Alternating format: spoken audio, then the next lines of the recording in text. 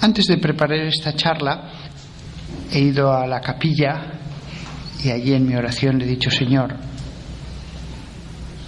¿qué quieres que les diga a tus sacerdotes? Yo soy poco dado a sentimentalismos, pero lo que he sentido en mi corazón es: diles que les amo. No he recibido ninguna locución, ni nada por el estilo, pero yo le decía: Señor, si tú quisieras que yo les diera un mensaje, porque nos has dejado a nosotros para hablarles, ¿qué les dirías? Y era muy claro, diles que les amo. Insisto en que era mi mente, no he recibido ninguna revelación, pero a veces pienso que las inspiraciones vienen de lo alto, a veces. Si estuvierais descubiertos del cuerpo y pudiéramos ver el alma, veríamos aquí presentes qué joyas hay, sin que ellos se pavoneen para nada, sin que ellos se ufanen de ello. Sacerdotes sacrificados, sacerdotes que se han dado enteramente, que trabajan sin descanso, que son humildes, que nunca esperan ninguna recompensa, que son hombres fieles, hombres entregados. Esto lo veríamos, nos quedaríamos sorprendidos, os lo digo de verdad. Pero de momento el cuerpo vela esos tesoros espirituales. Pero ¿qué tesoros tendrá esta diócesis? Tesoros sacerdotales. Es cierto que a veces, para mejorar los defectos, debemos hablar precisamente de lo que no va bien, pero lo normal es el hombre fiel, el hombre íntegro, el hombre que es un misionero en su parroquia, el hombre que construye la iglesia, que es querido por sus feligreses y él quiere a sus ovejas. Las joyas sacerdotales, qué gran motivo para glorificar a Dios, y están aquí, aunque desconocidas como la perla dentro de la ostra, y no nos corresponde a nosotros el abrir esas perlas. Es misión de los obispos encontrar esas joyas y ponerlas en lo alto, poner esas velas, esos cirios en lo alto para que alumbren. Pero si una de esas joyas queda en una parroquia insignificante, es voluntad de Dios. Dios quiere hacerle ese regalo a esa comunidad. Dios es como si les dijera: vais a tener un pastor que vale mucho más de lo que os podéis imaginar y de lo que vais a valorar. Pero yo os lo doy en mi generosidad. Si me he dado a mí mismo en los 3 años, bien puedo hacer este exceso de generosidad.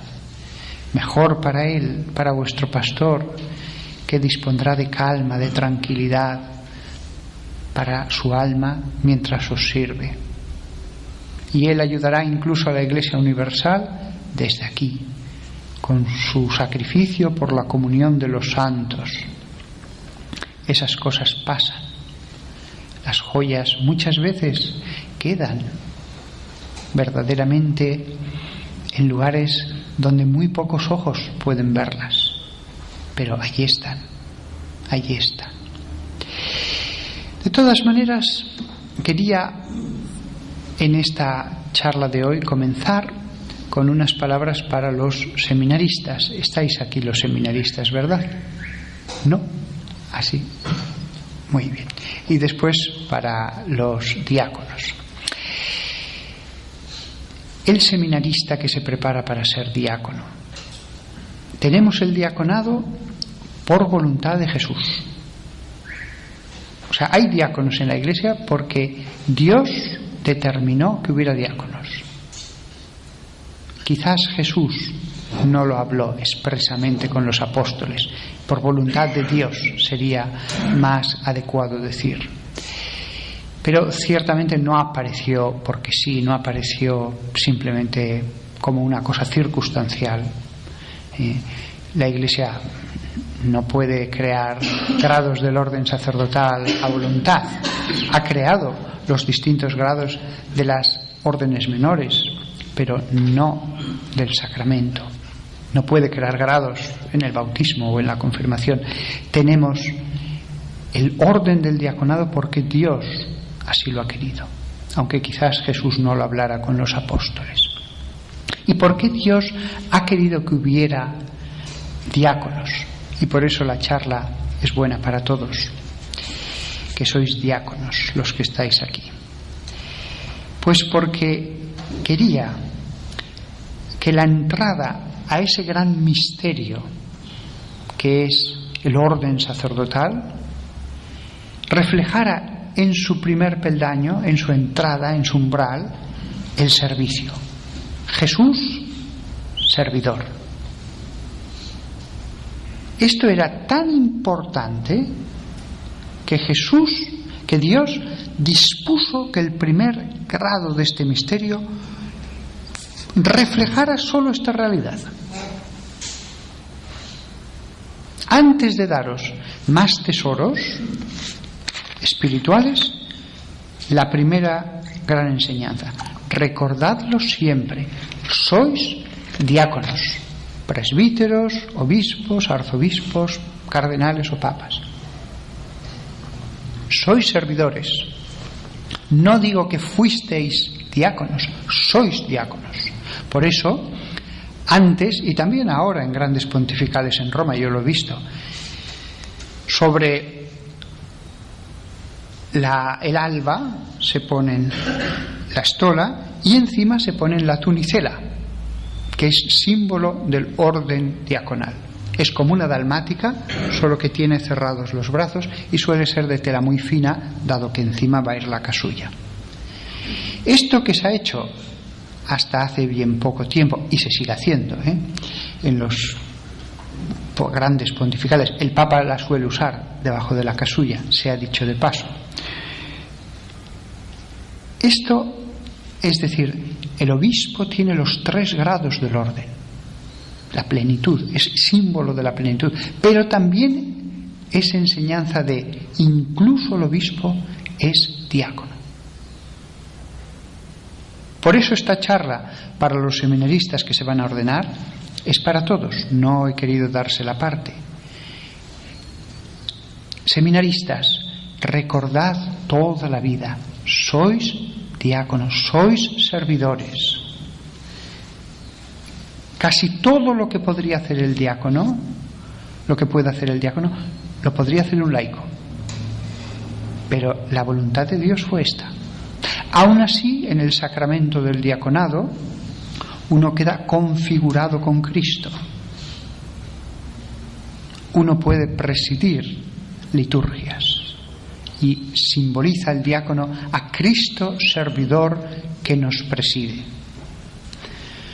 Uno puede bendecir, eso supone un poder. El diácono se santigua. El laico se santigua. El laico pide a Dios, pero el diácono bendice con una potestas que viene de Dios. El diácono tiene potestas para hacer sacramentales. Puede bendecir cualquier cosa. El diácono está en el primer grado del sacramento del orden. Esto es importante entenderlo cuando esta mañana reflexionábamos sobre la consagración. No es lo mismo la consagración del laico que se consagra en un monasterio que el que se consagra en el presbiterado. Hay una transformación del alma. Lo mismo sucede en el diaconado. El diácono pasa a ser persona sagrada para siempre. Tiene además una participación de la potestas sobre los sacramentales. Representa a Cristo, puede bendecir, pero lo representa ante todo como Cristo servidor. Y aquí viene una enseñanza que es muy importante. Queridos seminaristas, ¿cuántas veces he escuchado en reuniones sacerdotales en España? Yo no me he ordenado sacerdote para esto. Tienen que hacer algo en la parroquia, tal. Yo no me he ordenado para esto. Como diciendo, para eso he estado estudiando 5 años, para eso he recibido este don sagrado, para... No. El sacerdote en la parroquia está para lo que sea.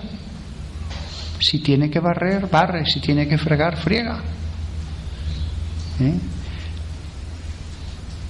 Lo lógico es que a veces se deleguen las cosas para tener más tiempo para lo pastoral, pero es bueno que dediquemos también un tiempo a labores serviles. Es bueno, es beneficioso, aunque tengamos mucho trabajo. Desde luego, yo en mis parroquias venían a limpiar en una vez a la semana y en otra una vez al mes. Pues cada vez que se ensuciaba algo, yo era el que me daba cuenta que estaba por allí. Era yo el que lo barría, el que lo limpiaba, el que lo fregaba, el que retiraba las flores.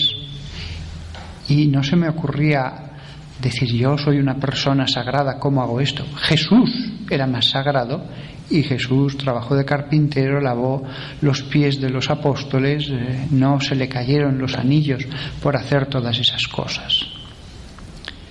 Nunca digáis, yo no me he ordenado para esto.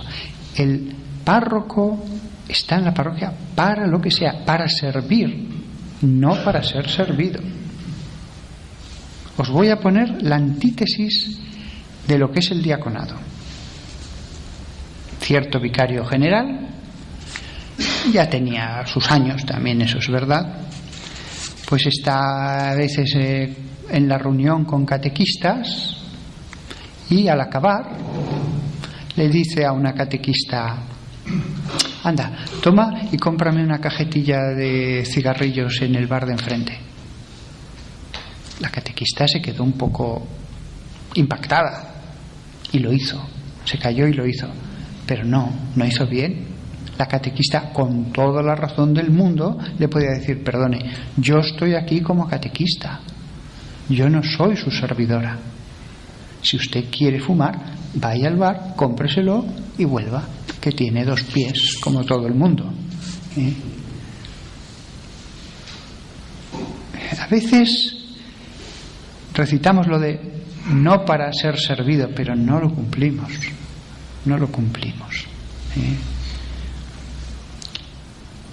Los sacerdotes españoles en general en esto son muy edificantes. No tenemos señora que nos sirva.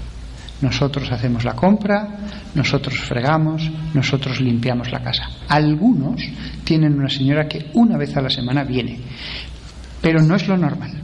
Lo normal es que el cura lo haga todo y muy a gusto, muy a gusto. Nos viene muy bien esa mezcla de actividad intelectual con actividad manual, pero muy bien, y entendemos muy bien a las amas de casa. Debo decir que incluso en los colegios de Roma a veces ciertos estudiantes venidos de ciertos lugares siempre ponen muchos problemas de ¿y por qué a mí no me planchan la ropa? ¿Y por qué a mí no me...? Siempre me la han hecho. Vaya, a veces los europeos nos quedamos un poco sorprendidos de esas quejas que se oyen. ¿Que por qué? Pues mira, alguien lo tiene que hacer, pues hazlo tú. El servicio, Jesús servidor. Yo cuando iba a ser ordenado diácono, me imaginaba que el día de la ordenación, en cuanto hiciera mi oración de la mañana, pues desayunaría y después me metería en la capilla y leería libros espirituales y estaría en presencia de Dios, tal, hasta el momento de la ordenación en que llegaría con todo el amor posible de mi corazón, tal. Bueno, hice la oración de la mañana, pero nada más desayunar, mi obispo, yo era su secretario, me dijo: ve a comprar un pollo. Y ya se chafó totalmente el plan. Entre que salía, lo compraba, tal, pues aquel pollo acabó con mi idea monástica de la meditación, todo concentrado. Pero en mi interior, os lo digo sinceramente, no fui refunfuñando. ¿Que me manda a comprar un pollo? Pues a comprar un pollo. Ya está, punto final. La voluntad de Dios ahora es que compre un pollo. El ser infinito que controla todas las causas podía haberme dejado en la capilla del obispado haciendo mi oración, pero ese ser infinito, por causas intermedias, ha dicho: a comprar un pollo. Pues ya está. La voluntad de Dios ahora es comprar un pollo. Y, como es lógico, durante mi diaconado, allí en el obispado, yo me encargaba de poner la mesa, de retirarla, de ir a comprar cosas, de todas las funciones de un servidor. Porque claro, o lo hacía yo, o lo tenía que hacer él, que evidentemente tenía muchísimo menos tiempo que yo. Yo tenía todo el tiempo del mundo. Diáconos, recordadlo toda la vida. Seréis diáconos siempre, siempre, siempre. Somos diáconos. Tenemos diáconos a veces en la parroquia porque Dios ha querido. Pocos. Lo normal en la historia de la Iglesia es que siempre haya habido muy pocos diáconos. Como si Dios quisiera que fueran una presencia en el clero. Solamente eso. Aunque haya pocos, pero son un recuerdo constante. Son una materialización de Cristo con la toalla atada y limpiando los pies de los apóstoles. Después, los diáconos, intentad hacer lo que podáis por los pobres. Ellos se encargaban de con la bolsa, pues ayudar a los, pues vosotros de vuestro dinero o con vuestra visita. Considerad que es una labor vuestra específica la caridad. El diácono lee el Evangelio. También sería bueno el dedicarse más a la lectura de la palabra de Dios como parte de vuestro cometido. También sois los portadores del Evangelio, esa cosa tan sagrada, esa cosa venerable. Vosotros centraos en el Evangelio, reflexionadlo una y otra vez. Ahí está la esencia de todo, la esencia de todo. La Biblia es muy grande, pero la esencia, el núcleo, lo más importante es el Evangelio. De algún modo toda la Sagrada Escritura brota de él, dado que en Dios no hay tiempo. Es el Evangelio el centro. Lo otro es una explicación, lo otro es un prólogo y lo que antecede. La lectura también. Y también recordad que en las parroquias en las que estéis, el párroco es la cabeza. Uno, cuando es joven, suele tener a veces más teorías, y le cuesta adaptarse a lo que le manden. Y además, otro peligro que hay, el juicio. Cuando uno es joven, todo lo ve muy claro y juzgamos con mucha facilidad. Son los años los que nos enseñan que no conocemos. Son los años los que nos enseñan que los espíritus están ocultos, y el que a veces pensábamos que poco hacía era un gran hombre. Es uno, el diácono joven, el que todavía no ha madurado. El peligro de los diáconos es una tendencia a creerse santos. Salen con fervor del seminario: yo lo haría así, yo haría esto, si yo fuera el párroco revolucionaría todo esto, tal, esta parroquia se movería. Y uno como que tiene condescendencia con el pobre párroco anciano. Son los años los que nos enseñan lo errado que es ese proceder. Debemos ser siervos humildes, humildes. Hay algunos que son siervos, pero con soberbia. No, nosotros debemos ser verdaderamente diáconos. Y nos lo dice la Sagrada Escritura en Gálatas. Si alguno se imagina ser algo, no siendo nada, se engaña a sí mismo. No somos nada. Si a alguien le ha parecido en mis predicaciones que quizás he exagerado un poco, no somos nada. No somos nada. Pobres diáconos en nuestro pequeño ministerio. Y entonces el diaconado es muy bueno, muy bueno. Yo creo que algunos dicen, no, un tiempo que no sirve para nada. Magnífica pedagogía para el que comienza, que esté un año entero si es posible. Si es posible, al menos medio año marca la ley canónica.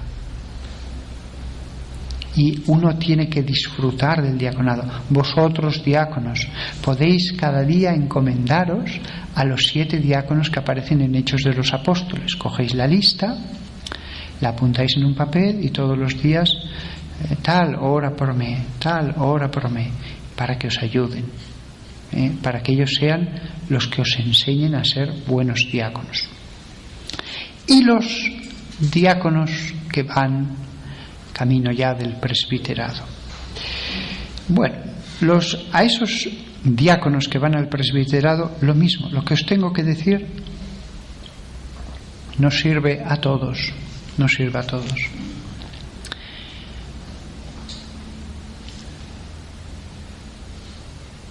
Una de las cosas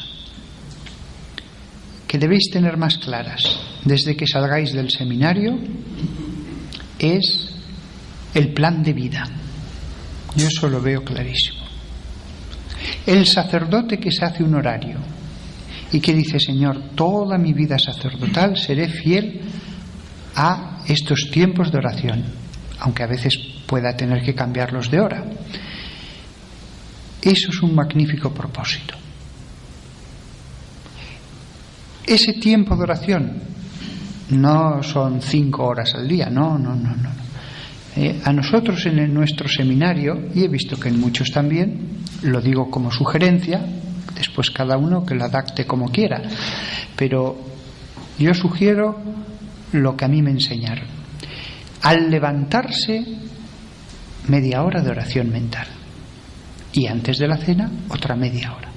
Puede ser antes de la cena o algo antes, Es decir, el comienzo del día, las primicias, la mente está fresca, la mente todavía no está con las preocupaciones del día, y el final del día.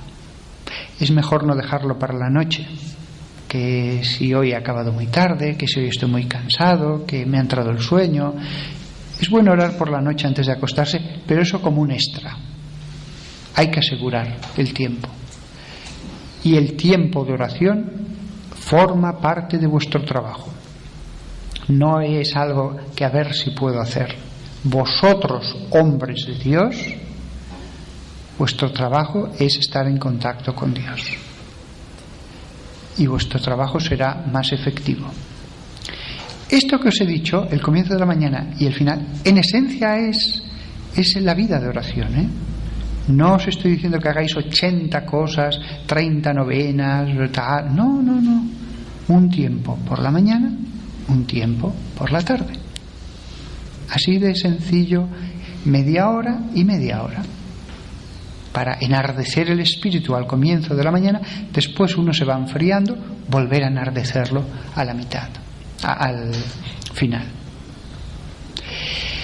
Como es lógico, en medio nos volvemos a olvidar, nos volvemos a enfriar, nuestra mente se vuelca en las cosas de nuestro trabajo que deberían llevarnos a Dios, pero desgraciadamente muchas veces no ocurre, y por eso la Iglesia con gran sabiduría dispuso las interrupciones de las horas canónicas. Hay gente que dice, es que me interrumpen el trabajo. Están hechas para interrumpir. Y las horas canónicas sí que tienen su hora natural cada una. Es decir, sexta, por ejemplo, pues lo lógico es rezarla a las 12. Yo cuando estaba en la parroquia y estaba con alguien le decía, perdone, es que a las 12 rezo sexta. No, tengo que rezar sexta, le decía. Si quiere, quédese aquí conmigo y yo rezo esto y sigo con usted. Ah, muy bien, muy bien. Si la persona no le interesaba, decía, bueno, ya hemos hablado lo que necesitábamos. Y se iba. Si estaba en mitad de un exorcismo, yo rezaba sexta en mitad del exorcismo. Es decir, sexta interrumpía, yo me hacía consciente, ahora Jesús fue puesto en la cruz. Al comienzo del día, muchos sacerdotes lo que hacen es, antes de la oración mental, rezar el oficio de lecturas, la oración mental y laudes. ¿Qué es lo que hacía yo por la tarde? Porque no penséis que mi iglesia estaba vacía, estaba incluso los días de diario con tantísima gente que venía de todas partes de España. Por la mañana no había problema, a nadie le gustaba madrugar, así que hacía la oración y nadie me molestaba. Pero por la tarde yo observaba que en cuanto me sentaba en el banco, perdone, 1 minuto o 10 segundos, pero no eran 10 segundos. Siempre cualquier cosa te llevaban 5 minutos, tal, te despistaban. Entonces, el truco que yo usé, y os lo comunico por si a alguno les sirve, fue el siguiente. Como vi que no había manera, que siempre me estaban interrumpiendo, pensé incluso el irme a hacer la oración a la sacristía, a otra capilla, a donde fuera, que no me molestaran. Pero después tuve una iluminación. Pensé, hasta la hora de la misa dedícate a la catequesis, a visitar a los niños, a todas las cosas de la parroquia. Pero una vez que acabes misa, pon el Santísimo Sacramento y sin ir a la sacristía, porque si no me pillaban en la sacristía, me sentaba en la sede, con todos los ornamentos. Y allí, sentado en el centro de la iglesia, delante del altar y más allá la gente, nadie se atrevía a molestarme. Y yo allí sentado hacía la acción de gracias, el tiempo de oración mental y rezaba vísperas. Acabado eso, ya atendía a la gente. Cuando yo fui a mi última parroquia, más pequeña que la segunda, yo les dije, y no tenían ninguna costumbre de oración. Los curas siempre habían cerrado la iglesia. En cuanto decían podéis ir en paz, querían que la gente saliera. Entonces no había ninguna costumbre. Así que yo les dije, mirad, no os sintáis obligados a quedaros en la iglesia. Yo pongo el Santísimo Sacramento porque me gusta hacer oración ante la Eucaristía. Pero vosotros marchaos cuando queráis, que yo no pensaré, ay, me han dejado solo, tal. Era un cura nuevo, no quería que se sintieran violentos por eso, ni que dijeran, ay, tanta exposición. No, yo les dije, lo hago por mí, los que queráis quedaros, pero lo hago porque a mí me gusta hacer la oración así. Al principio, esa gente no se quedaba más allá de 4 minutos, 5. Pero conforme pasaron los años, más tiempo, cada vez más gente del pueblo. Y al final había gente del pueblo que se quedaban todos los días de 2 a 3 horas. Un pueblecito de 1000 habitantes. Yo no les animé a ello nada. Solo tuve que poner al Señor y ellos poco a poco en esa conversación con Él se fueron quedando. Ahora bien, os doy algunas ideas. El altar, muy bonito, con sus 6 candelabros de bronce y con sus velas naturales, era toda la iluminación del presbiterio. Yo todos los días dejaba que el crepúsculo se fuera viendo dentro de la iglesia, la luz se iba aminorando. Y además, en cuanto ponía el Santísimo Sacramento, lo incensaba y dejaba el incensario en la base, a los pies del altar. Claro, el que entraba de fuera veía toda la iglesia en esa penumbra, los 6 cirios del altar, el incienso, un silencio sepulcral. Allí no se oía nada, nunca tuve que decir nada.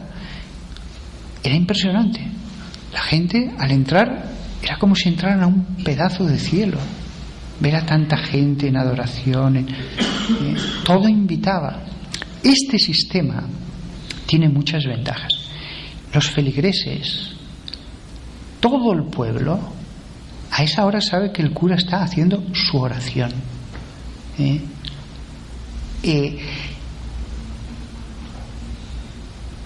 La gente se da cuenta del trozo de cielo que hay en la iglesia a esas horas desde que ha tocado la campana, y que está abierta horas, y que está allí la gente adorando.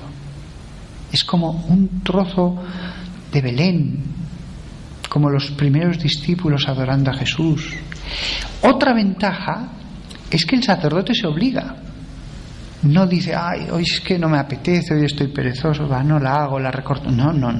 Todo el mundo lo sabe, de tal hora a tal hora.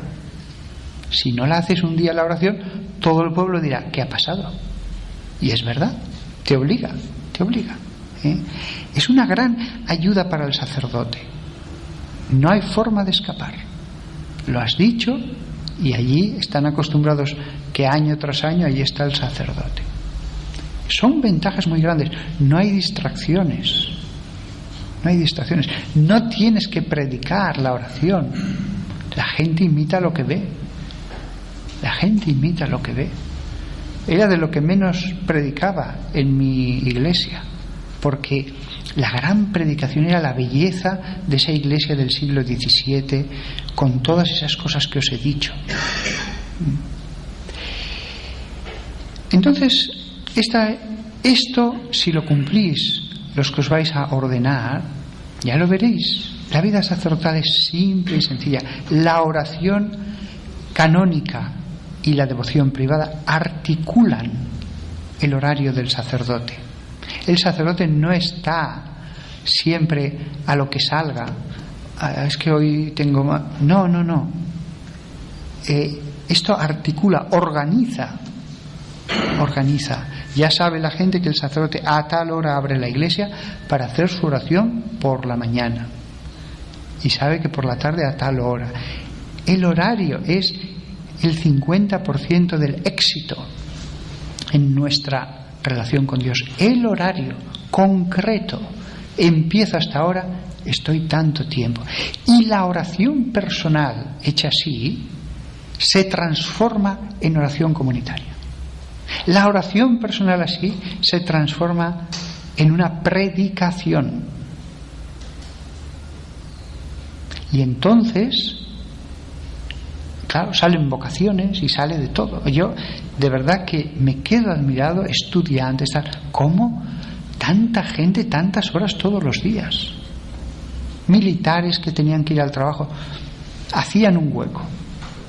Jesús los atraía. Así que, queridos seminaristas, esto es lo esencial. Después hay una relación. Bueno, el rosario yo lo rezaba de camino, cuando iba de un lado a otro, y después también nos enseñaban en el seminario todos los días dedicar un poco de tiempo a la lectura espiritual. 10 minutos a la lectura espiritual, 5 a la lectura de la Biblia, que era seguida. Empezábamos y hasta que acabábamos. Y la lectura espiritual, los clásicos. No, a ver qué tal es este libro, tal. No. El Kempis, Santa Teresa de Jesús, San Juan de la Cruz, Relatos de un peregrino ruso, es un libro moderno en cuanto que se ha popularizado ahora. La Filocalia, también otro libro moderno, El regreso del hijo pródigo de Neumann, un clásico, aunque el autor haya muerto hace pocos años. Historia de un alma, las confesiones de San Agustín, vidas de santos buenas. Es decir, a la lectura espiritual no podemos ir a hacer experimentos. Aunque empecemos ahora a leer lo mejor que ha producido 2000 años, no vamos a acabar en años. ¿Para qué perder el tiempo con experimentos? Y claro, cuando uno lee un clásico y otro, uno dice, ahora entiendo por qué esto es un clásico, y esto es un autor que en 50 años no se va a acordar de él nadie. Sin embargo, las librerías están llenas de gente que es famosa, pero que no serán clásicos. Vosotros sí, a lo mejor. No queráis más que lo mejor. Y hay una relación muy clara entre oración y lectio. La lectura es el alimento de la oración. Uno lee, medita, uno lee, medita. La oración no es lectura, pero la lectura alimenta la oración.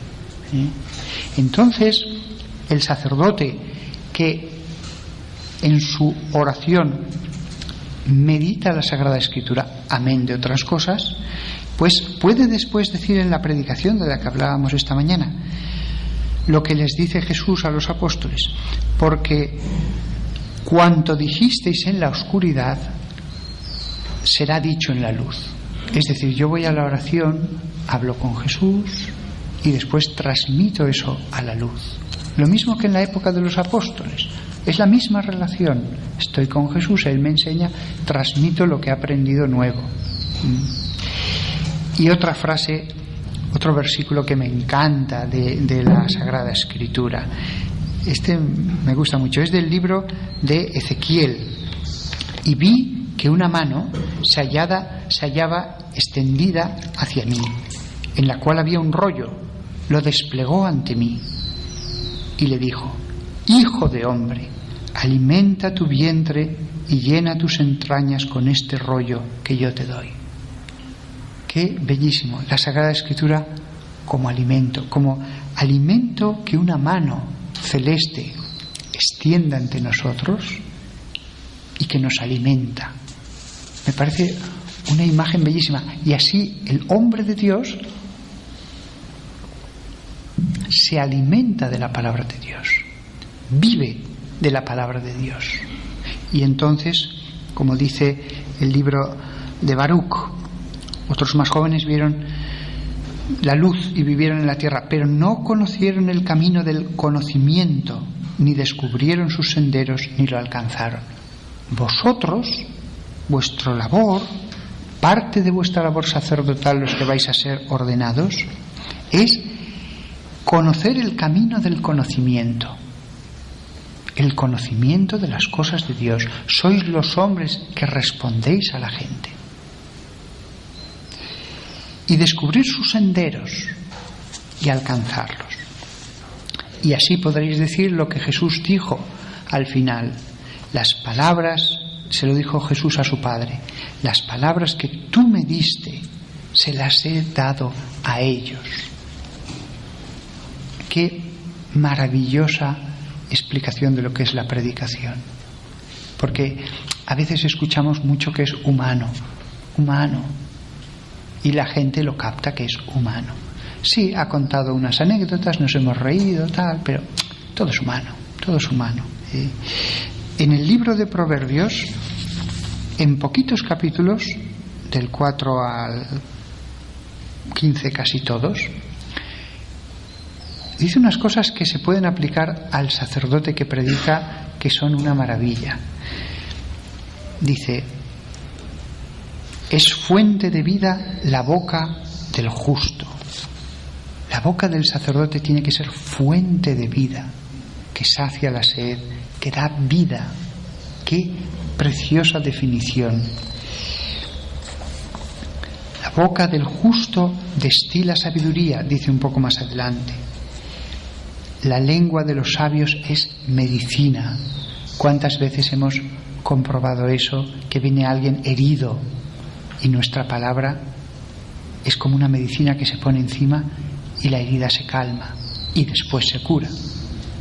No se cura en ese momento, pero empezamos un proceso como los médicos del alma. Lo vuelvo a repetir, la enseñanza del sabio es fuente de vida. Cuando la Sagrada Escritura nos repite algo es que quiere recalcarlo.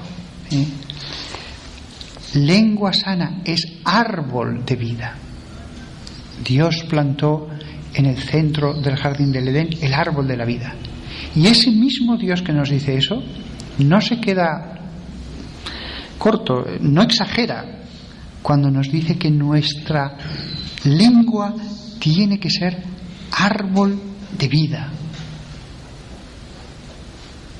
El sacerdote como árbol de vida plantado en la comunidad, al que van a cobijarse, a tener sombra frente al ardor de la vida, a comer. Vemos que donde hay un árbol muchas veces hay vida, hay insectos, aunque lo demás esté desierto, debajo de sus ramas Hay muchas cosas. El sacerdote como árbol de vida. Y después, si vosotros os sentís, Señor, tú sabes, soy un desastre, yo, ¿qué puedo? Jesús os va a hablar a través del libro del Eclesiástico, en el último capítulo, el 51, versículo 23. Jesús os dice, a vosotros sacerdotes, acercaos a mí los ignorantes e instalaos en mi escuela de sabiduría. Instalaos en mi escuela de sabiduría. ¿Por qué os tenéis que privar por más tiempo si estáis tan sedientos de ella? He abierto la boca para decir, adquiridla sin dinero. Recordad lo que dice San Pablo sobre la leche espiritual que nos alimenta y que la da gratis. Someted vuestro cuello a su yugo. Acordaos de lo que hemos dicho de los mandamientos ayer. Y recibid instrucción. Está ahí a vuestro alcance. Y para que quede claro que es Jesús el que habla, el libro del Eclesiástico acaba con una firma. Es uno de los pocos libros en la Biblia que tienen firma. Y la firma es el último versículo. Sabiduría de Jesús, hijo de Sirá.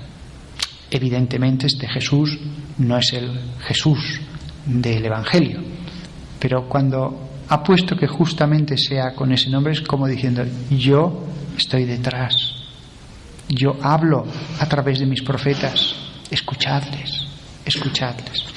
Así que vosotros que vais a ser ordenados, presbíteros, fijaos qué trabajo tan fabuloso, qué trabajo que os mejora, qué bien podéis hacer a la comunidad.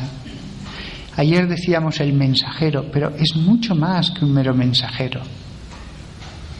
Es Saulo, es Pablo, el sacerdote, pero también es el discípulo que se sienta todos los días a la vera de Jesús y aprende, le enseña, le anima, le corrige, le aconseja, le enseña teología, y después tú das esas aguas nuevas.